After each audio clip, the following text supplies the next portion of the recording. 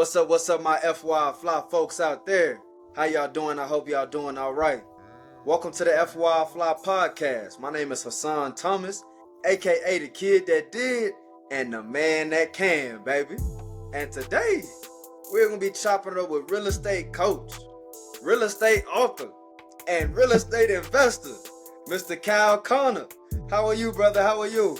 Hassan, what's up, buddy? Thank you for having me on, man. Super excited to be here. You already know it, man. You already know it. We met not too long ago at Jay Monopoly's event. Shout That's out right. Jay Monopoly. That's that guy right there. He's going to Facts. be coming up on the show as well. But we're no longer at Jay's event, man. We're here at FY Fly. And what we like to do, we like to skip the fluff and get right into the good stuff. How that sound? That sounds like a good plan, my guy. Bet. So the first thing I want to know for you, being that this real estate bag is where it's at, what was that turning point where you knew real estate could bring in generational wealth for you, your family, your loved ones? What was that specific point where you knew that real estate could bring that in for you? Yeah, man. I mean, it really was that first taste of the first wholesale deal that we had, right? It took us 9 months, and we'll get into that story a little bit later in the podcast, but it took us 9 months to close that first deal. But once we got that first deal, right, for $21K, being 25, 26 years old at the time, we were like, man, we can really we can create a business out of this. This isn't just a quick lick. This is something that we could build a business out of. And obviously, it's no secret the popularity that wholesaling has generated within the real estate space, right? So I'm the type of person that seeing is believing. And once I saw so many people doing it, I was like, oh my God, this real estate wholesaling thing can be the jumping point to us getting into real estate investing. And before we even get too far, right, some people are probably listening that have no idea what wholesaling is. So can you give a quick, definition or just what is wholesaling for the people that just may not know? Right. Yeah. So, wholesaling is simply a way that we can go about converting a motivated seller, aligning that motivated seller to a qualified buyer. And as a wholesaler, you're sort of the middleman in that transaction. And why it's so popular, especially for new investors, is that it doesn't require a bunch of capital up front because you're actually never purchasing the actual property. So what you're doing as a wholesaler is you're negotiating a contract, a purchase and sale agreement, at an agreed upon price with that seller, typically at a discount, right? The goal is to get a discount based on what the market value is. So once you've secured the rights of that property through your purchase and sale contract, right? Again, you're never purchasing it, you're not getting lending, you're just making sure in the contract, it very explicitly says you have a certain due diligence period, just like any other real estate transaction does. During that due diligence period, you're out there marketing that deal and, trying to find a qualified buyer and investor to ultimately buy that deal at a higher price. And as a wholesaler, you make your money on that margin in between. So when you do that at scale, right, and we'll get into KPIs and the average deal size, et cetera, but when you do those deals at scale and you're not putting up a lot of money to do it, other than your marketing, can become a really good business for people. And that's your way of building active capital through wholesaling to then ultimately use that money to start investing. And that's the track that a lot of people go. That's the track that I started on, and that's what a lot of my clients do as well. So got people who need examples. So an example would be if someone's spouse just died and they can't take living in a home. The wholesaler in the middle would go to that spouse that's still alive, tell them, hey, I have somebody who, how much would you want to sell your house for? Da da da da. And they could be like, okay, I want to sell my house for $50,000. Right. Then you could go back to an investor and say, okay, Miss Shirley, husband just died. Sorry, Miss Shirley.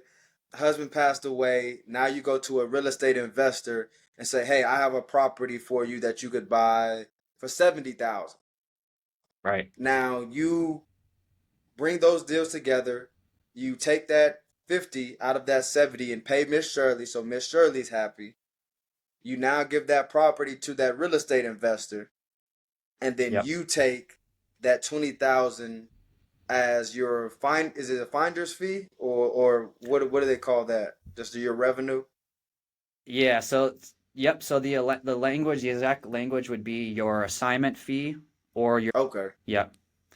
So that's got a you. great example. So, And I would say to add to your example is that mm-hmm. 70, that property's value typically is going to be greater than what you're selling it to for the buyer, right? So if let's say the buyer's buying it for 70,000, ideally that Mm-hmm. deal is going to ultimately be worth 100K, 150K right after. And so everyone wins, right? Seller gets their agreed upon price, Yeah.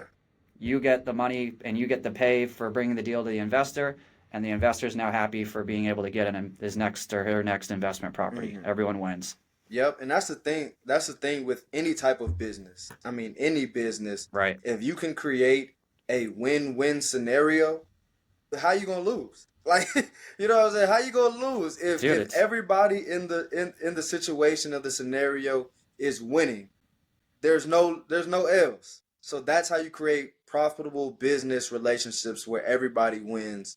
But just to get back to your story, because I want to know more about yeah, absolutely. before you even did the first deal, what did you do to build your confidence through wholesaling? Did you go to conferences? Did you read books? Did you have a mentor? How did you even get that initial confidence to go out and make your first deal? Yeah, dude, great question. So, just like many new entrepreneurs, my first business partner was my W-2 job. Right out of college, Mm-hmm. I started working for a cybersecurity software company. They were sort of Okay. in the hyper growth stages. They definitely weren't a startup, but they were operating like a startup. And they were poised and in a Mm-hmm. position to be on a track to go public. And when I joined the company, it was 2016, and they were on like a 2 to 3 year track to try to go public. So I got on board, fresh out of college. I Mm-hmm. was did my MBA year, and I knew the core business, like I knew business administration. I knew Mm-hmm. ins and outs of business and sales, but I needed to go and actually get that experience. So my first job was just smiling and dialing, man, being a business development rep, selling cybersecurity software for 4 years. Yep. And so during that experience, I was very fortunate to have that company ultimately went public. And so I had some shares and equity with the business. And at the time I was 24, 25 years old. And, my equity was worth $36,000 at the time. So I was like, this is Wow. way more money than I'd ever made in that, in one period of time. And I was like, what do I do with this? Like, what, I had just no idea, man. Like I said, I come from very blue collar, humble beginnings. And I Yeah. just was like trying to figure out, okay, I need to start educating myself on proper investing and building a financial foundation for myself. And so the common Mm-hmm. denominator was real estate, right? I was doing we talked about leading into the call, your visit at Grant Cardone and Cardone Capital. I mean, dude, he was one of the biggest people. I followed his podcast. I followed Bigger Pockets. I Yep. was getting into all the YouTube podcast university stuff. And so that started building the educational foundation that I need to understand, okay, this is now an area I can start to focus on and build a career out of, and maybe use Mm-hmm. some of this capital to start my real estate business. And so that's exactly what I did, man. I was like, my brother, I think, paid for a $7,500 course from Dan Gracioso, was a big guy in the wholesaling space. It was just a Mm-hmm. course, but that got us to learn the foundations of wholesaling and what wholesaling was and the power of wholesaling. So that was the first step.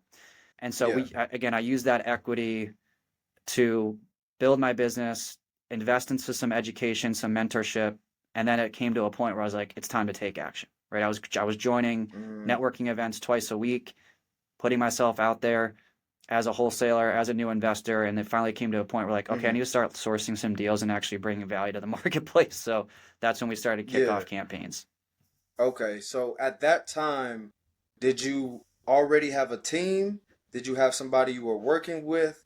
Did you just dive in? I Nah, mean, man. of course you got the initial knowledge, but how did you take the so you got the education. What was the action to get you right into wholesaling? Yeah, so definitely getting in the right rooms with people that were already actively doing wholesaling and just doing real estate deals. So I think going to networking events, right? A lot of people start with education first. They're sort of just trying to build an understanding of the business model and how it works. And then there comes a point where they're like, all right, I'm tired of talking, it's time for me to take some action, right? Yeah. And so, for me at the start, it was me and my brother. He was my business partner. Okay. Aside from my W-2, which is also a helpful business partner for me at the time. Facts. And so it was me and my brother, and we were working 9 to 5. Now I had a lot of flexibility because I was working, at home. Of course, COVID hits. We're all working at home at the time. A lot of us have some idle time, Mm. and I'd like to think I took advantage of that, right? I was getting my deals done and pipeline management for my day job, and then any spare time that I had throughout the day, I was picking up the phone, I was pulling a list through PropStream, and I was just dialing people on my own, or I was going and driving for dollars because I didn't have a lot of money to start my business at the time. And so Gotcha. I was just starting with doing a lot of the work on my own, and that's unfortunately why it took me and my brother 9 months to close that first deal. But I like to say I made Hmm. all the right, wrong decisions because it really helped me understand like what not to do for a while. And then I Yeah. was like, okay. Then I started figuring out, investing in mentorship, realizing the importance of getting in paying for expedited learning, and then services that Hmm. ultimately got me to close my first deal at that point after nine Yeah. months So of let's take a hitting. deeper dive into that first deal. So Yeah. was it did you get the person that was willing to let their home go on the phone? You said you were driving for dollars. Did it happen like that? Kind of break down that first deal and how it happened, and then go into some of those mistakes that you made that people that are on Yep. this podcast or listening to this podcast can avoid as well. Yeah, 100%. So, funny enough, I talk about this with my, potential new clients every single day. So, what got Yeah. to my first deal was outsourcing lead generation was the first one, actually to a call center, funny enough, now that I operate one. So, I had realized that in order for us to stay competitive and actually do enough activity to give us a fighting chance to close a deal, Hmm. we needed to do a lot higher volume of sales activity. And unfortunately, the fact that we were working, during the day, we just didn't have the time to dedicate towards it, right? So we Gotcha. worked hard budgeting until we could afford hiring a third party company that did our cold calling. Hmm. And so what was great about that is that we were doing our day-to-day work, and we were coming after our workday to appointments, warm calls, warm conversations, people that had been That's qualified by cool. our cold caller, and were teeing up, an actual conversation that was going to convert to something instead of me and my brother having to do that on our own. So, Hmm. once we got that cold caller and outsourced our lead generation, finally we had enough leads and had built enough skills and learning about how to, negotiate and convert. We ultimately were able to get a seller who was ready to work. It was a duplex. You never forget your first deal. It was a duplex in Boston and Everett, Massachusetts. We got it under agreement for Yes, like sir. four, and I think we sold it for 521. We ended up partnering with another tenured wholesaler. So that Hmm. wholesaler had done deals before. He was a trusted partner to us in the beginning, right? Always partner with people at a higher level than you. And he Yeah. ultimately brought a qualified buyer to the table, and we did a joint venture split where he took 11K and we took 20 out of that spread. So it was a win-win again for everyone. Everyone won, everyone got paid, and that was the For one that sure. broke the camel's back and that got us into this business for forever now, right? Okay. Okay. So the mistake that you learned was okay, we don't have enough time. We need more volume of, shooting our shot basically. There's only so Right. much that your brother and you could do because you were working full time. So the first mistake that you corrected was okay, we need somebody who can make dedicated calls, have more time calling and just shooting more shots. That was the first mistake. And then your solution to that was hiring somebody to make more calls. So, Yep. boom, that first deal hit. So, after that first deal, did things take off tremendously from there? Or did you kind of stumble a little bit? Of course, Yep. still rose, but I'm kind of trying to get where was the point, like, boom, like, oh my God, like this Yeah, is right. this is it. When did that truly come for you? That Yeah. actually didn't happen really, man, until like I would say like July of last year, believe it or Oh not, wow. because we had really plateaued. Yeah, like it took we had plateau. Obviously started DIY real estate group. That's a whole Hmm. different conversation. My brother was continuing to work in his day job, so we were still, operating 2 deals a month, which is good money, 30K, 20K a month, give or take. Mm-hmm. But we realized like, okay, we needed to start diversifying our marketing. We had to start diversifying the markets we were doing business in. We Yeah. started to understand the challenges in our different across our departments, and so we made an effort to invest into those, fix those gaps, fix those bottlenecks, and then it was like, all right, we took some steps back to Mm-hmm. ultimately start to really turn this into a 50K a month, 60K a month business going into 2020, late 2023, 2024. And now this is where the fun is beginning, where you're Mm-hmm. catching us at a really fun time of our company. I love it.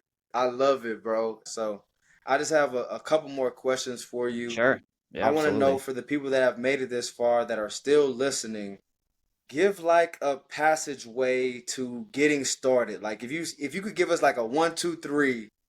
I know it's not going to be work for everyone, but just like a blanket 1, 2, 3 to getting started to wholesaling. Yes. What would you say?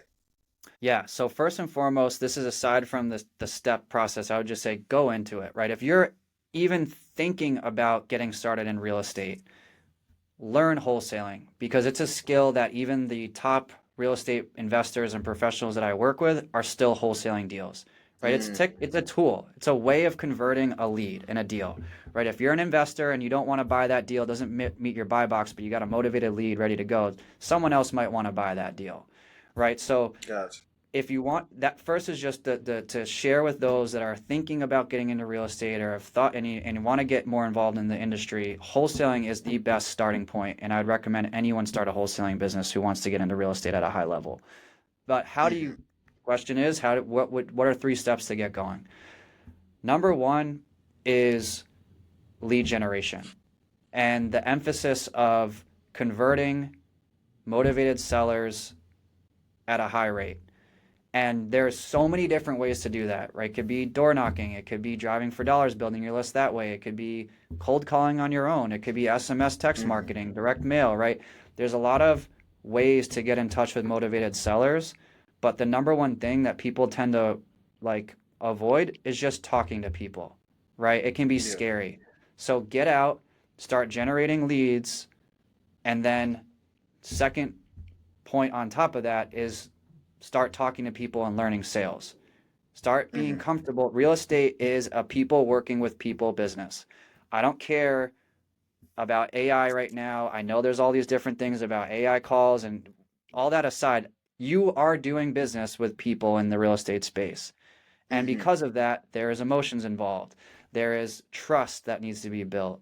There are reasons why you win deals by just being a good person or handling a good engagement versus someone that might put in a higher offer, right? So a lot of Gotcha. just real estate in general is understanding sales. Mm-hmm. And I always tell people if you're not going to take on that responsibility, partner with someone who will, because you can't build a successful real estate business without somebody being good at sales in the company.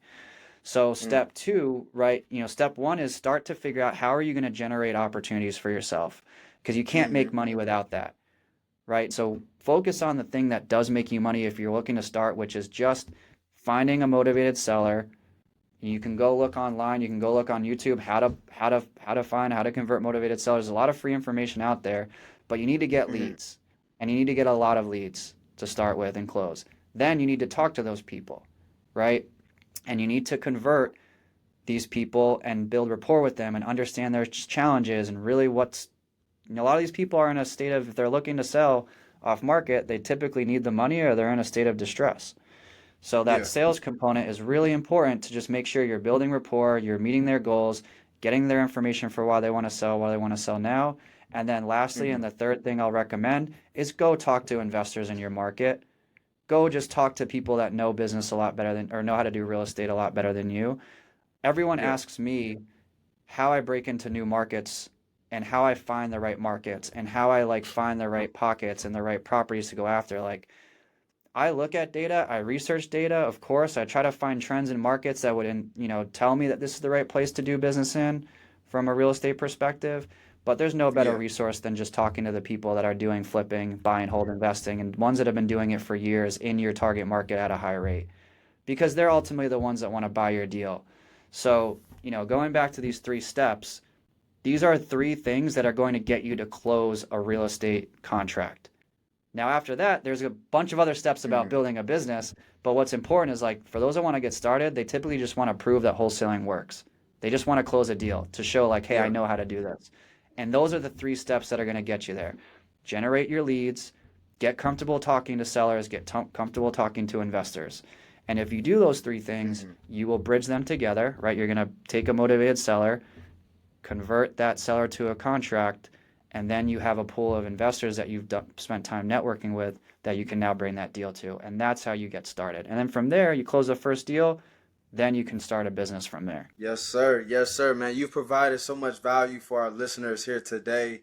Literally, if they listen to this, they should feel comfortable getting started with wholesaling. And that was the goal here, man. I wanted people to feel Correct. comfortable learning from you, hearing your actual story, but also getting this knowledge and this information that you've picked up over these years, man. So thank you so much.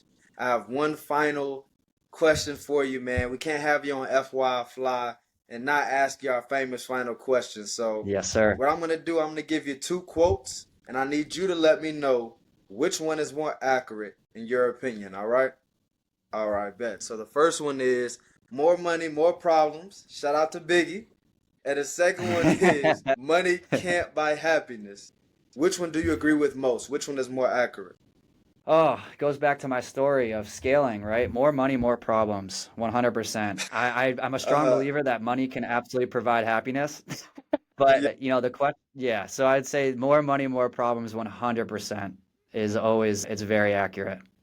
So you say in your reasoning behind more money, more problems because once you scaled your business, once you started making more money, there were more fires and more problems that you had to deal with. Is that your reasoning behind it? I would say so, and I also think there's a famous little saying that he probably didn't create it on his own, but I hear it often in his podcast. But Alex Hormozy talks a lot about the woman in the red dress, right? And he uses Mm-hmm. that example to share that there's so much, there's a million ways to make $1 million, basically, right? And as an entrepreneur, often you get excited and I'm a visionary. I'm someone who like Yeah. thinks of these grand ideas. I have such awesome ideas in my head, and I'm thinking like three steps ahead. That's why I had such, Mm-hmm. humbling experiences with scaling. But it's very easy to get excited about new ways to make money when oftentimes you have it as a business owner, just do more of what's working well for you in your current business and you'll make more money, right? And so Gotcha. I find that as you start to grow, then you start to have more success, you start to make more money, and then the temptation to tweak more of your current business model or iterate and innovate, which is something you should, of course, do. But then Mm. also you start getting people from the outside of your business wanting to work with you, wanting to pitch you a new idea, wanting to, it's just it's a good thing, right? You Yeah. want to have success, but with that comes potential distractions, and it comes down to whether or not you're going to choose to create more of those problems for yourself. That Uh-huh. ultimately ends up being a different story, right? So there's Uh-huh. ways, you make more money, you can avoid problems, but I think the temptation, the more money you make, you ultimately get exposed to new opportunities or you have more Mm-hmm. people coming to you, and that can create some temptation or distractions and problems for itself, I believe. Got you, got you. So more money, more problems, more opportunities, but those opportunities could be taken away at your time, and Right. they could be providing more money, yes, but then more of your time is needed to fulfill those new obligations that you just embarked on. So Correct. I think that makes a lot of sense, man. And like I said, bro, I just want to thank you for joining the show. You killed it today. If you have any final words, any final takeaways for the audience, go ahead. And Yeah. then also let them know how they can reach you, how they can contact you, and where we can find you at. Listen, I can't thank you enough for having me on, Hassan. I think it's an awesome community, awesome podcast that you've obviously are growing at a rapid pace, and I'm just fortunate to be on it and contribute, man. So thank you for the time. Now, my last final piece is if anyone is thinking about getting started in real estate, anyone in just trying to understand how to even, where to even start, we have a community that we have for new wholesalers, brand new wholesalers, before we even try to get you involved into, high ticket services. And we really just want to give you a consultation, hear where you've been, where you're looking to go, and give you a custom plan. And that's something we'll do completely for free for people. So you can reach out to me. I'm very active on social media at the Kyle Connor on Instagram. Also, you can follow my business at DIY underscore real underscore estate on Instagram. And we're very active and always looking to connect with new hustlers, regardless of if you're real estate or not. So just appreciate the time, my brother, and really looking forward to following your podcast, the growth going forward. Yes, sir. Yes, sir. And to all my listeners, y'all already know if y'all can take, because I know we talked about a lot of great things here today, but if you can take one or two, actually take three. Take three of those steps that Kyle gave. Start with those immediately, and then I promise you, you will see those large results changing over time. So, again, brother, Um, thank you so much. And for our listeners, y'all already know what time it is. We need you to stay safe, stay invested, and stay FYI fly. We'll see y'all next week. Yes, sir.